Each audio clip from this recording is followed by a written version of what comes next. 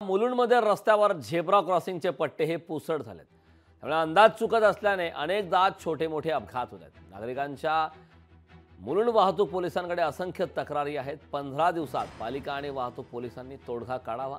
तोडगा न निघाल्यास मनसेचा आंदोलनाचा इशारा देण्यात आला।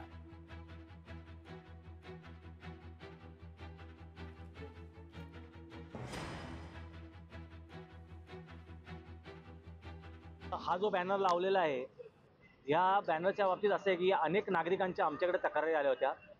रस्त्यावरती नागरिकांना चालताना किंवा रस्ता ओलांडताना जे काही झेब्रा क्रॉसिंग असतात किंवा रस्त्याचे मार्गदर्शन करण्यासाठी जे काही आखणी केलेली असते, जे काही निदर्शनाचे बोर्ड असतात, हे सगळे पुसट रंगाचे झाले आहेत। याच्यावरचा रंग उडालेला आहे आणि त्यामुळे नागरिकांना त्रास होतोय। आता शाळा सुरू झालेल्या आहेत आणि अनेक सिग्नलवरचे झेब्रा क्रॉसिंग पुसट झालेले आहेत। आता या लहान मुलांनी कसा काय सिग्नल ओलांडायचा, कसा काय रस्ता ओलांडायचा, तर त्यासाठी त्यांनी आम्हाला विनंती केली होती।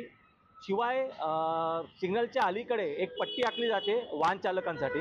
ती पट्टीच्या अलीकडे उभे राहिल्यानंतर त्या वाहन चालकांना दंड होत नाही, परंतु ती पट्टी देखील पुसट झालेली आहे, त्यामुळे वाहन चालकांना देखील दंड होतोय। त्यांच्या पण तक्रारी येतात। मग महानगरपालिकेला त्याबाबत निवेदन दिलं।